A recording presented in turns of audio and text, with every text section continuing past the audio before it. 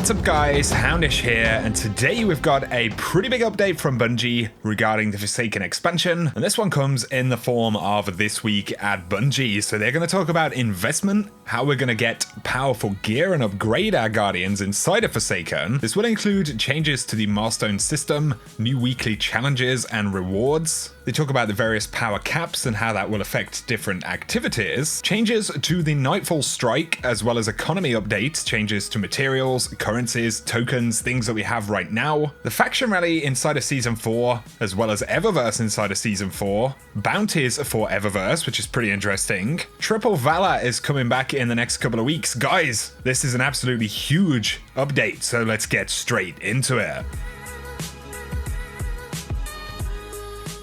So they start out with how to become legend in year 2. They say these are our high level goals for progression and economy in season 4. We want to bring back the days when you're impressed to see someone at max power in the tower. The experience of leveling and then powering up should be meaningful. Players should have a sense of discovery when earning rewards from different activities, and when players accomplish something difficult, the rewards should be special or unique. As well as this, not all of the sources of power in a week should be apparent on the director. So there's going to be big changes to powerful gear and how it drops. They say, in Forsaken, we're scaling up the power production of all content by the difficulty of that content. If you manage to beat the raid while 40 power under the recommended level, you should expect to receive more potent rewards. When players earn more powerful rewards, these items should never scale down to where they do not give an increase in power. Even if your power is 100 over in an activity's recommended level, it should still grant a reward at least 1 power level above your current average. And this means players should still benefit when grouping with teammates who haven't accomplished as much as they have. They say, we've created multiple new sources of powerful rewards that refresh on a different cadence than the weekly reset. The goal is to provide more to do for the players who want to play a variety of activities. That said, not every reward you find in the wild will be a powerful upgrade.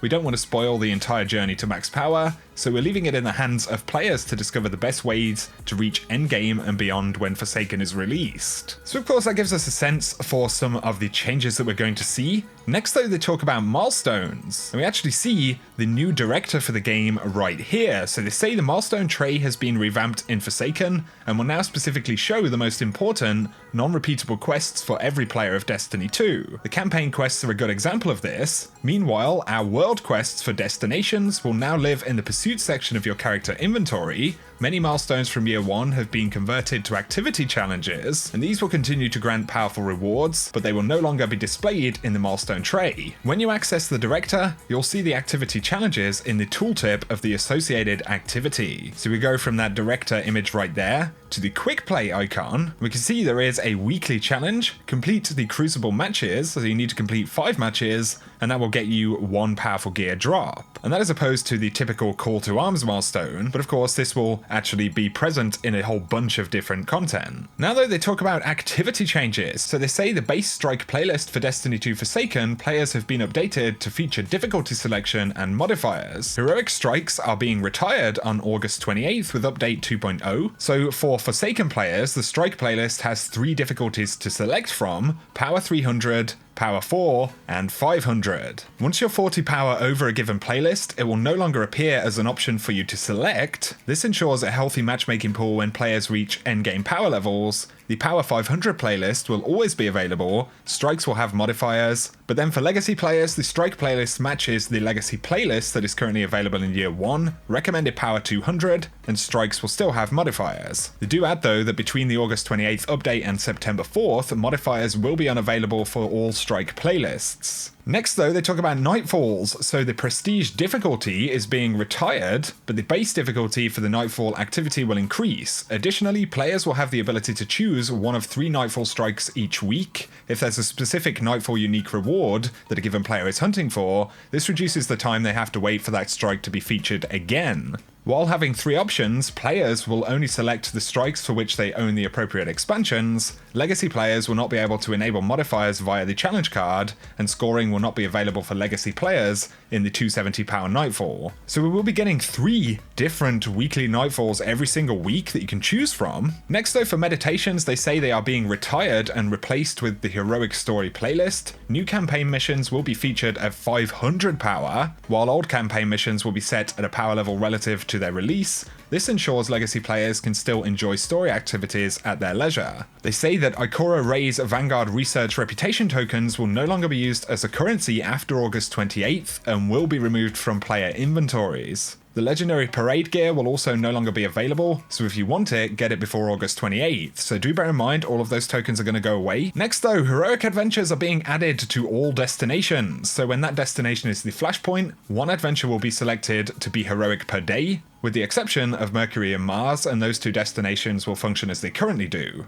Activity modifiers are going to be shared across heroic adventures, heroic story missions, and strikes. This ensures that each day that you know what to expect from the PvE content you play as a ritual. This will include 1 weekly singe, 1 daily buff, and 1 daily debuff. They do say the Brawler and Grenadier modifiers will have their recharge times adjusted to ensure they're noticeable, so basically they're going to buff those for them to be more effective. Now though, they talk about economy. So they say for the last few weeks they've seen a lot of players asking about items and currencies available in year 1 and whether they'll continue to be available in year 2 or not. So on August 28th, the following changes will happen. Destination materials will become your main source of reputation on their respective destinations. Destination materials will be part of the cost to infuse different weapons and armor across your arsenal, so you're going to need those Dusklight shards and things like that, which is pretty crazy. Year 1 challenges that granted reputation tokens are being retired, but will be replaced by bounties offered on each destination that provide destination materials. Destination tokens and rare destination materials are no longer awarded, but you can still redeem them from reputation if you have them in your inventory, and anything that previously granted destination tokens or rare materials will reward common destination materials moving forward. They do say that the Gunsmith will be updated in Season 4.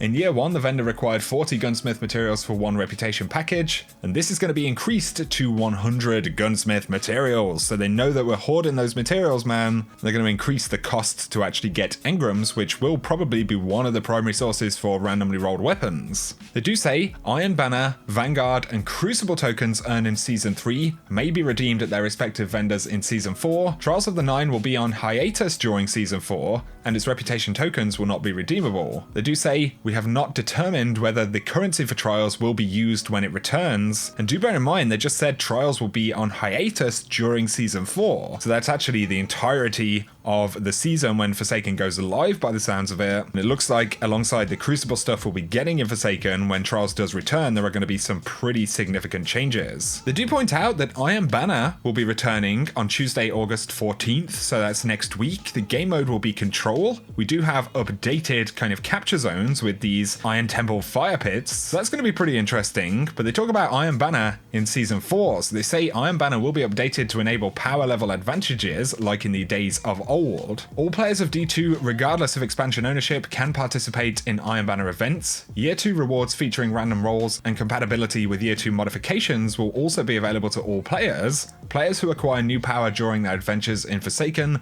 will have an advantage, but we don't want to exclude anyone who wants to compete in the Iron Banner and reap the rewards. They do say Iron Banner rewards in Season 4 will be capped for legacy players at their maximum power available. They do point out that weekly updated rewards, power advantages, and other gameplay changes will be coming to Trials of the Nine when it does return. The final weekend for Season 3 Trials will be on the weekend of August 24th. Next though, they say faction rallies will be on hiatus when Season 4 begins, and this will give them a good opportunity to focus on some other areas of the game that need attention, and to reevaluate some of the fundamental aspects of the event. They do say they'll keep us posted about faction materials in the future, but they're going to be working on improving the faction rally based on some of the feedback over the past couple of seasons. Next though, we have some big updates coming to EVERVERSE. So we'll be getting EVERVERSE bounties. Tests will start offering bounties that reward bright dust to players, and here's how they'll work. Each bright engram will grant 1 bounty note in Season 4. Bounties will refresh weekly, but players can acquire as many EVERVERSE bounties as they have bounty notes. These notes can be exchanged for 3 different tiers of weekly EVERVERSE bounties. Tier 1 will cost 1 bounty note and will reward 20 bright dust. Tier 2 will cost 3 EVERVERSE bounty notes and reward 70 bright dust, and Tier 3 will cost 6 notes but reward 150 bright dust. You can carry 1 of each bounty at a time,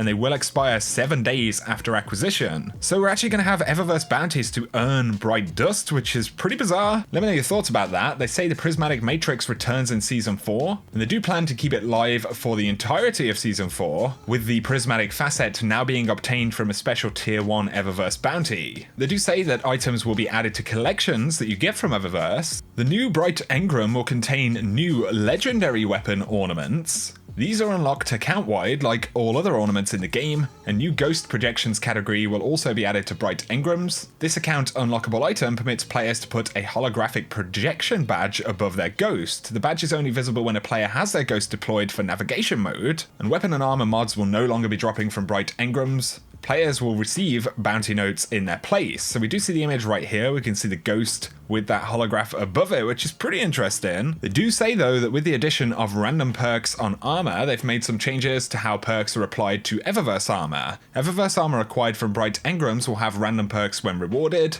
Eververse armor acquired from sources like the Prismatic Matrix or Bright Dust storefront will have fixed perks. So there are going to be gameplay influencing perks on the armor in the Eververse store. We have seen that in the past. I'd be curious to hear what you think.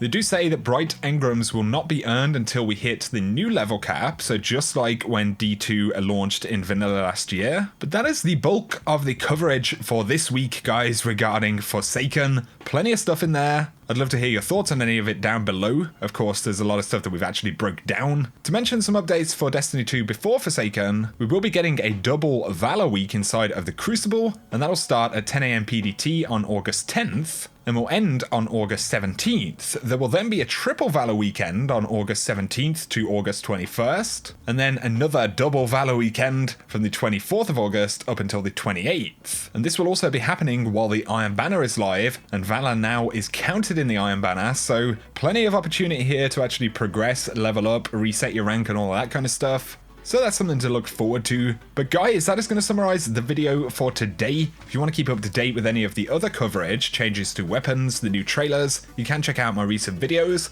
But if you have enjoyed this one, a like below is very much appreciated. Let me know your thoughts on any of this stuff below as well. If you're new to the channel, be sure to hit subscribe to see a lot more Destiny 2 content. But for now, whatever you guys get up to, I hope you have an awesome day.